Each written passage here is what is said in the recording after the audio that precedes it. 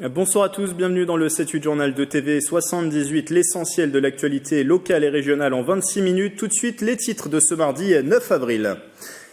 Les pompiers de Magny-les-Hameaux ce matin à Guyancourt, le site d'Enedis les recevait pour une formation. Objectif, comprendre le fonctionnement des installations électriques afin de mieux réagir en cas d'incendie.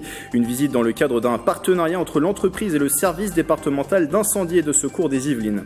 Un centre de recherche et de développement autour de l'intelligence artificielle. IBM a inauguré hier les premiers locaux de son futur site à Orsay. Le géant américain entend travailler avec l'université Paris-Sud et les entreprises implantées sur le plateau. Une inauguration en présence notamment hier du secrétaire d'État au numérique Cédric O. Et puis c'est ce samedi et dimanche, la maison de l'environnement de Magny-les-Hameaux accueille un week-end 100% cultures urbaines au programme show chorégraphique, hip-hop et battle solidaire. Nous en parlons avec nos deux invités, Jamal Moumou et Jean Djemad. Sur ce plateau également tout à l'heure, Anita Berdugo, co-auteur du Jardin intérieur de Léa. C'est un album illustré sur l'éveil émotionnel. Ce chiffre pour commencer, 274, le nombre de violences sexuelles enregistrées dans les Yvelines au premier trimestre 2019. Ces données qui comprennent les agressions et les viols viennent d'être dévoilées par le ministère de l'Intérieur. Enseignement, un nombre d'affaires record depuis 2015 où 149 faits avaient été recensés sur la même période. À nuancer tout de même, le ministère constate que cette augmentation est aussi due aux affaires judiciaires qui sont de plus en plus présentées donc devant la justice. La parole qui se libère chez beaucoup de femmes.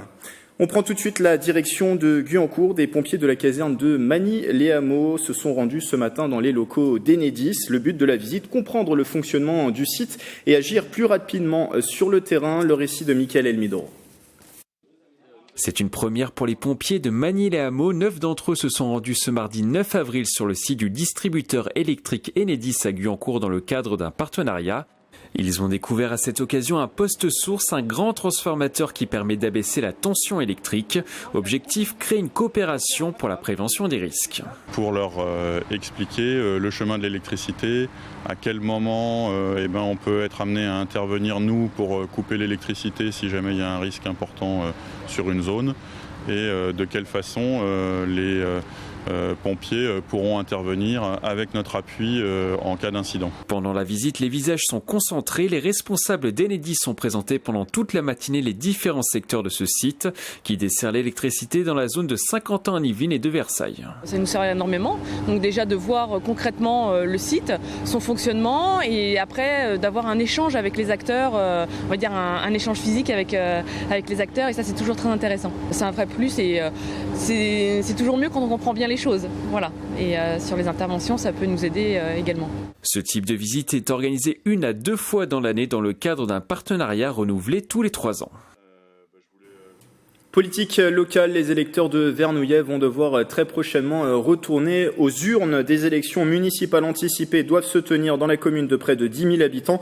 Conséquence de la démission hier de 15 élus de la majorité municipale en désaccord avec le maire d'Évédé, Pascal Collado. L'édile ne dispose plus désormais d'assez de colistiers pour remplacer les conseillers frondeurs. Un futur centre de recherche et développement sur l'intelligence artificielle. Le groupe IBM en a inauguré hier ses premiers locaux à Orsay en présence de 2 secrétaires d'État. Une stratégie orientée vers les partenariats avec l'université Paris-Saclay et le tissu économique du plateau. Les détails de Nicolas Dandry. Rechercher des solutions pour intégrer de l'intelligence artificielle dans l'activité des entreprises, c'est l'objectif de ce nouveau centre de recherche et développement d'IBM France implanté sur le cluster Paris-Saclay. Le géant américain de l'informatique travaille notamment avec le groupe Gerbet, spécialiste de l'imagerie médicale. La collaboration avec d'autres entreprises, un axe stratégique pour IBM France. Alors, l'idée, c'est de travailler sur l'imagerie médicale et de commencer à construire des outils qui vont permettre aux radiologues de faciliter sa tâche dans la détection, la caractérisation du cancer. On trouve une Silicon Valley à la française où il y a toutes les entreprises qui vont bien. Et donc en fait, beaucoup des projets qui sont à venir sont à inventer. Mais le fait qu'on soit là, on va pouvoir tisser les liens qui vont bien pour pouvoir créer justement cette valeur et aussi créer les compétences de demain. Parce qu'en ouvrant nos laboratoires, en ouvrant nos portes, en travaillant avec l'écosystème, on va aussi permettre à certains de faire des choses qu'ils ne pouvaient pas faire auparavant. Dans cet écosystème économique, il y a aussi l'université de Paris-Saclay. Elle propose déjà des filières sur l'intelligence artificielle. Cette nouvelle implantation va renforcer la collaboration avec IBM France et la mobilité des étudiants vers la recherche en entreprise.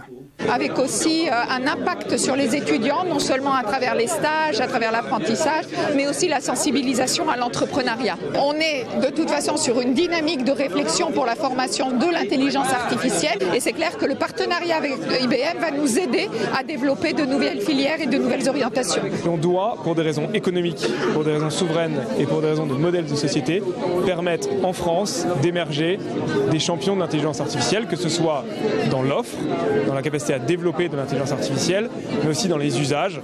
Le gouvernement prévoit d'investir 1,5 milliard d'euros dans l'intelligence artificielle sur l'ensemble du quinquennat.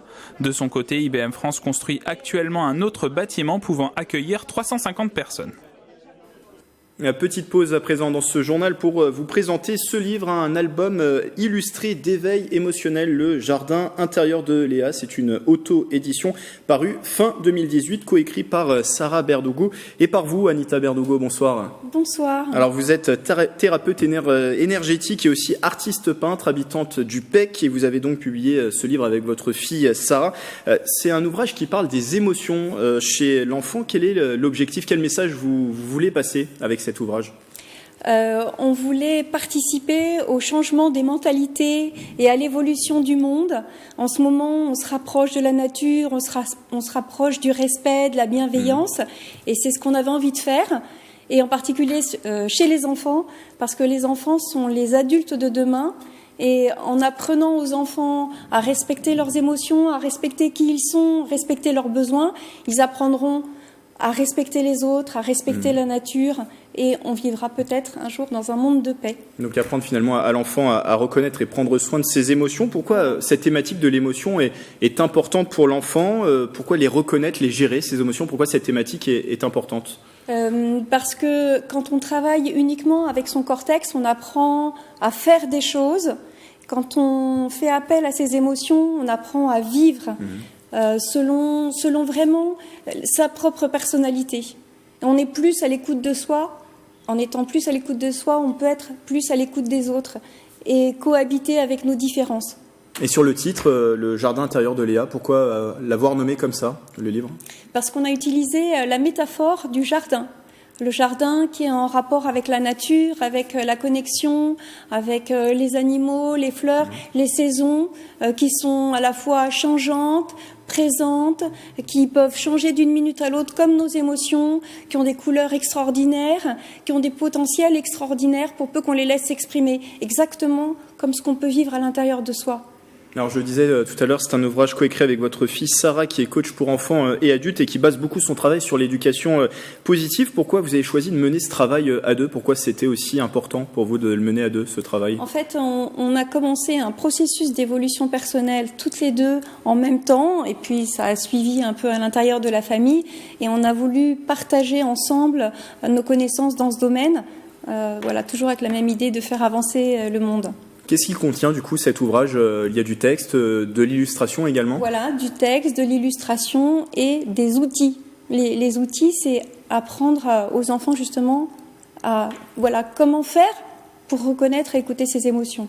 Donc les outils, c'est des graines qu'on va semer. Alors les enfants vont semer les graines en utilisant ce livre, et puis nous les parents, les enseignants, les pédopsychiatres, les psychologues, tous ceux qui sont en relation avec l'enfant en lisant ce livre vont venir comme ça semer les premières graines chez l'enfant. Sur le travail préalable pour cet ouvrage, alors on rappelle que c'est une auto-édition, ça veut dire que vous avez eu des difficultés à trouver des maisons d'édition pour le publier? Alors on s'est posé cette question, maison d'édition ou pas? Et en réalité, on aurait pu faire les deux.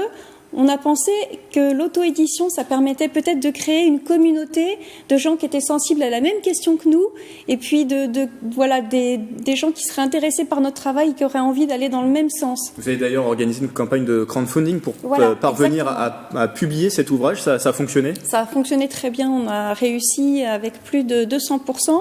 Et ensuite, on a commencé des démarches vers les librairies, vers les professionnels. Et on continue ces démarches-là. On fait des ateliers de lecture également. Il y a des enseignants qui ont acheté notre livre et qui font des ateliers de lecture dans leur classe et ça marche très bien. Vous avez d'ailleurs reçu le soutien du psychosociologue Jacques Salomé qui est renommé sur cette thématique, qui a publié plusieurs ouvrages sur la question et ça vous a donné, j'imagine, un soutien supplémentaire. Ça vous a conforté dans l'idée d'aller au bout de ce projet ? Voilà, exactement. Et puis on est fan de cet auteur et en fait c'est lui qui a été la base de notre développement personnel. Comment apprendre à s'aimer soi-même pour ensuite pouvoir aimer les autres. Et c'est ce qu'on doit apprendre aux enfants. Du coup, il s'adresse à qui ce livre ? Plus aux enfants, aux parents, à leur famille, aux professionnels de santé peut-être aussi ? Il s'adresse en fait à tout le monde. Aux enfants qui vont être capables de le lire de façon autonome, aux parents qui vont le lire aux enfants plus petits, aux personnels de santé qui vont pouvoir amener les enfants qui ont des difficultés dans le domaine psychologique à être plus ouverts, plus attentifs à eux-mêmes plutôt que d'être fermés, aux enseignants, parce qu'on n'apprend pas que des choses dans le domaine pratique, mais ici dans le domaine de la vie de tous les jours. Donc en fait, c'est ouvert à tout le monde, y compris aux adultes qui n'ont pas encore pris soin de leurs émotions, qui n'ont pas l'habitude de se poser la question de « comment je me sens aujourd'hui ?» Alors c'est bien aussi pour eux. Et c'est un outil qui a séduit en tout cas les professionnels, puisque l'ouvrage est utilisé par l'équipe soignante de l'hôpital psychiatrique Sainte-Anne à Paris. Voilà, exactement. Et donc, c'est un outil qui sert aux enfants qui ont des difficultés psychologiques de tous ordres. Et c'est aussi utile chez les enfants zèbres, qui sont des enfants hypersensibles, hyper créatifs, aux multiples potentiels, mais qui ne sont pas toujours reconnus. Et puis, voilà, aux enfants à tous les enfants du monde entier. Et où est-ce qu'on peut le retrouver pour le moment, cet ouvrage ? Alors, on peut le retrouver sur nos sites respectifs, anitaverdugo.com, sarahverdugo.com, dans quelques librairies du 78 et de Paris. Je suis en train de continuer les démarches petit à petit. Merci Anita Berdugo d'avoir été avec nous sur ce plateau. Je rappelle que vous êtes la co-auteure avec votre fille Sarah Berdugo du Jardin intérieur de Léa, disponible au prix de 15 €. Et je vous invite à vous rendre sur le site internet qui s'est affiché dans cet entretien pour avoir plus d'informations. Avant de parler culture, un mot de sport. Trappes organise ce week-end la 2e édition de son semi-marathon. C'est dimanche, un parcours urbain et surtout au travers de la nature. 80% du tracé passe par l'île de loisirs de Saint-Quentin en Yvelines. Au programme de l'événement, le semi-marathon, bien sûr, de 21 km, mais aussi une course plus courte pour tous les niveaux de 10 km. Une course jeune est également proposée pour les jeunes. La journée démarre dès 9h et sera rythmée par un programme d'animation gratuite autour de l'athlétisme au stade Gilbert Chansac. Écoutez, le maire adjoint au sport, Ali Rabeh, il était l'invité de Mickaël Elmidoro hier dans l'émission Le 7-8 Sport. La première édition a été une réussite. On a déjà pu enregistrer l'année dernière pour la première édition plus de 320 inscrits pour le 10 km et le semi-marathon. Cette année, on a déjà dépassé les inscrits de l'année dernière. On est à près de 400 à l'heure où je vous parle. Et on espère pouvoir faire courir plus de 500 personnes dimanche prochain sur la ville de Trappes. Donc beaucoup de coureurs viennent parfois de loin et découvrent ce qu'est le vrai Trappes, notamment le nouveau Trappes, les nouveaux bâtiments qui sortent de terre, les quartiers qui sont rénovés. Et donc en faisant circuler cette course sur 20% du parcours sur le périmètre de la ville de Trappes, on permet de briser un peu les clichés, les idées reçues sur notre commune, et on profite à la fois du parcours urbain dans un cadre relativement agréable, et puis surtout de cette formidable île de loisirs qui nous permet de courir entre les arbres sur les sentiers, et c'est un vrai bonheur. Les inscriptions en ligne sont ouvertes jusqu'au 11 avril. Il sera possible également de s'inscrire le jour de la course sous réserve de places disponibles. Comptez 14 € pour le semi-marathon et 8 € pour le 10 km.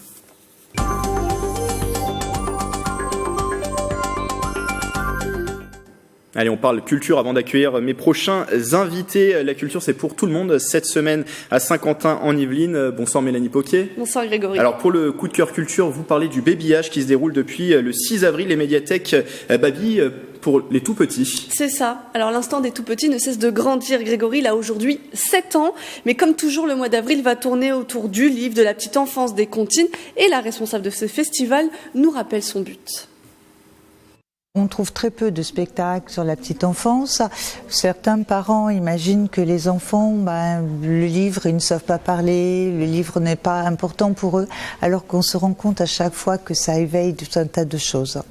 Alors, Babillage, Mélanie, se déroule jusqu'au 20 avril et c'est dans toutes les médiathèques de l'agglomération. Oui, et cette année, le thème, c'est le corps et c'est le mouvement. Alors, il y a de nombreux rendez-vous, des contes et des comptines, bien sûr, mais aussi des ateliers où les parents peuvent apprendre à signer, un moyen pour communiquer autrement avec son enfant et enrichir aussi la relation adulte-enfant. Pour ce rendez-vous, direction la médiathèque du Canal à Montigny-le-Bretonneux, le samedi 13 avril à 14h. Le français signé se décline aussi en racontine. Cette fois, ça se passe le samedi 20 avril à Morpas et à Elancourt pour les plus timides. Aussi, pourquoi ne pas vous laisser tenter par les spectacles où il y aura des histoires d'acrobates, de clowns, de souris et de cochons. Et des rendez-vous à vivre en famille pour ne rien rater. On fonce tout de suite sur le site kiosque.sqy.fr. Mélanie, on vous retrouve dans un instant dans un 7-8 culture un peu spécial ce soir. Ce soir, on fête les 50 ans d'ouverture au public du château de Breteuil et pour l'occasion, le marquis Henri-François de Breteuil nous a ouvert les portes de son domaine. Nous revenons ainsi sur l'histoire de ces 50 ans, mais nous allons aussi découvrir quelques noms célèbres de la famille et c'est ce qui fait sa popularité aujourd'hui, les contes de Perrault et ses jardins. Un 7-8 culture spéciale à retrouver bien sûr à la fin de ce journal, après ce journal. Merci Mélanie. On continue à parler culture, plus précisément culture urbaine. Manille-les-Hameaux leur consacre un week-end, 2 jours de show chorégraphique, hip-hop et battle solidaire qui se déroulent à la Maison de l'Environnement. Pour en parler, 2 invités à ma gauche, Jamal Moumou et Jean Djemad. Bonsoir à vous deux. Bonsoir. Alors Jamal, vous êtes le directeur de l'association H2G qui co-organise le programme et Jean Djemad, vous êtes bien sûr le cofondateur de la compagnie Black Blamber. Vous allez nous parler d'un projet musique et danse qui est mené en ce moment et dont une partie d'ailleurs sera présentée lors de ce week-end dédié aux cultures urbaines. Jamal Moumou, un mot déjà sur votre association H2G, ça veut dire hip-hop de GIF, c'est une association de GIF sur Yvette. Exactement. En Essonne, c'est ça, exactement. Donc hip-hop de GIF, pourquoi il y avait le côté scientifique, donc les 2 H de hip-hop, et donc on a fait un petit jeu de mots, et c'est donc devenu H2G, donc ça fait 10 ans que cette structure existe, et du coup maintenant on est un peu indépendant, on a nos propres locaux, nos studios de danse, et donc on fait tout ce qui tourne autour des cultures urbaines, que ce soit la partie danse, comme ce week-end à Manille-les-Hameaux, mais aussi le côté street art, DJing, etc., toutes les disciplines qui tournent autour des cultures urbaines. Donc c'est plus global sur les cultures urbaines. Exactement. Il y a quoi? Il y a des cours au sein de cette association? On a des cours, on a 400 adhérents sur la structure. Après, il y a des choses qui sont en dehors des cultures urbaines, mais la majorité des cours dispensés sur place sont de la danse hip-hop, des mélanges aussi comme le Bollywood fusion, etc., avec des dynamiques un peu hip-hop mélangées à d'autres danses ethniques. Voilà. Jean Djemad, les Black Blamber, on ne les présente plus, la compagnie, l'une des compagnies pionnières du hip-hop en France. Des jeunes qui ont pris la suite des Black Blamber, c'est les B3 Juniors? Alors, c'est effectivement la dernière équipe à avoir été formée, professionnalisée.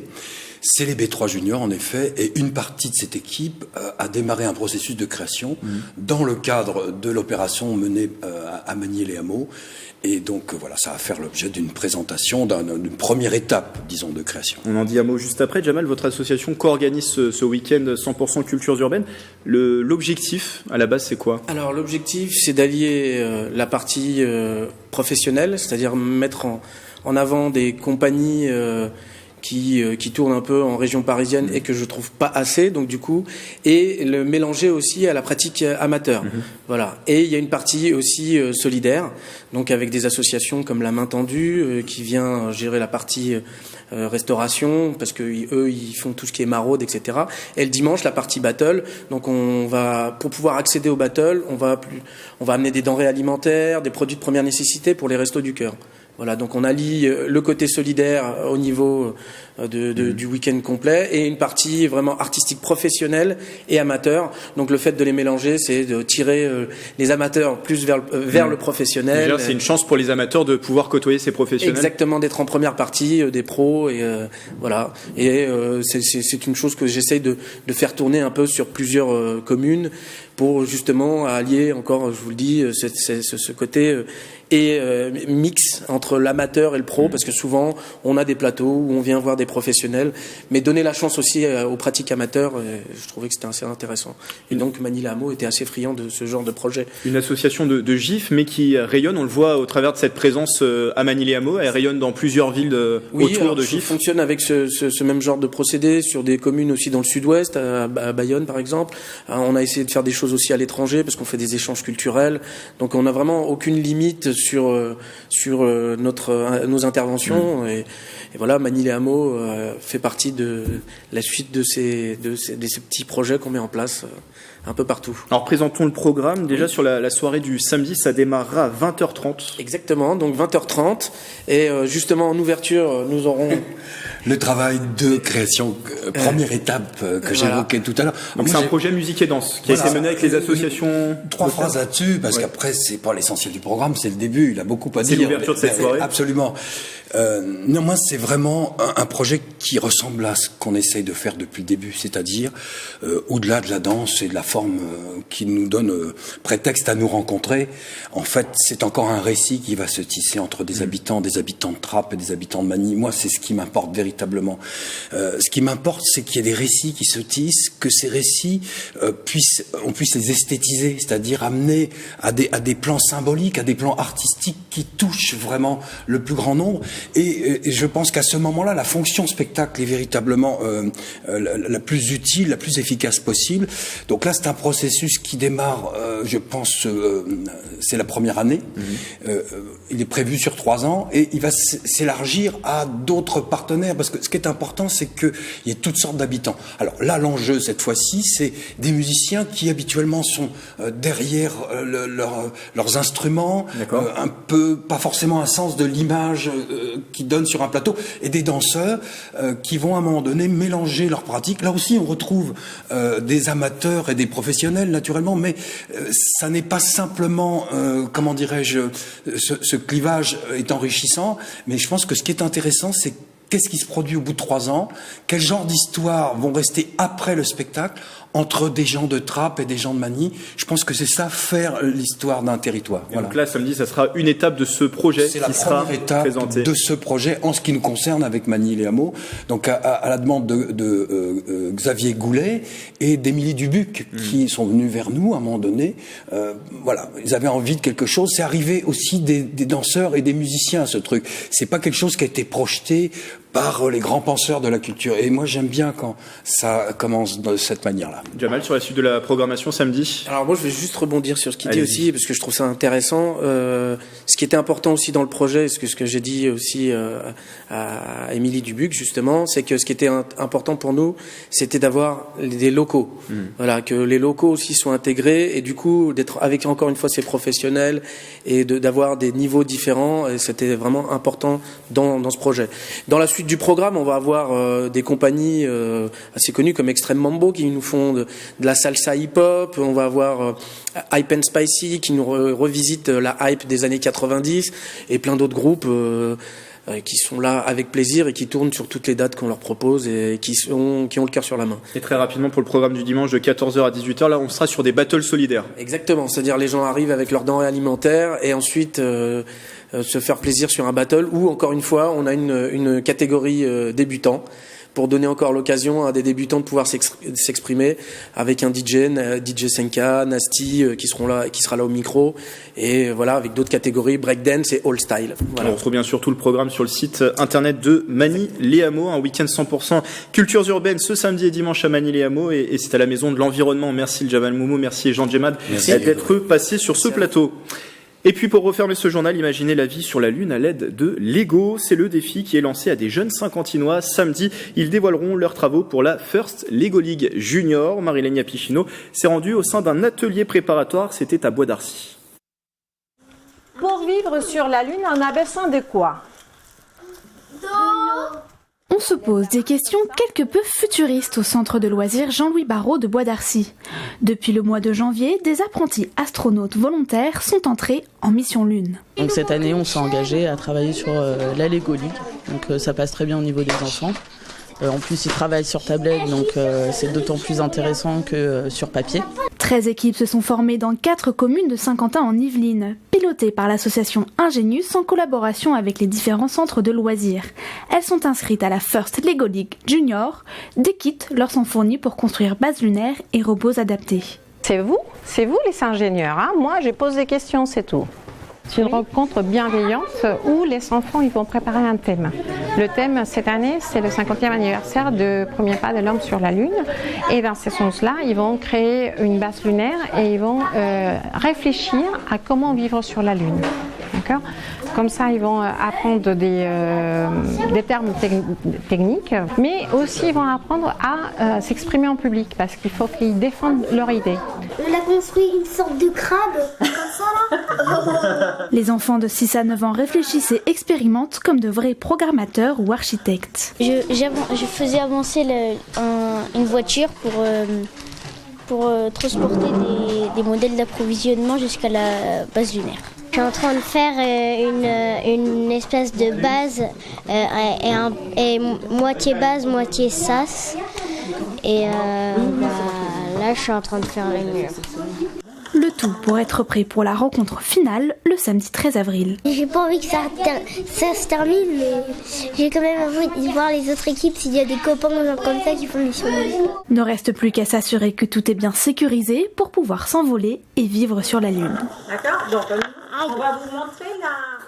C'est la fin du 7-8 journal, reportage et édition complète à retrouver sur notre site internet et notre application mobile TV 78. Dans un instant, je vous rappelle ce rendez-vous, un 7-8 culture spéciale enregistré depuis le château de Breteuil à Choiseul. C'est avec Mélanie Poquet. Belle soirée avec TV 78.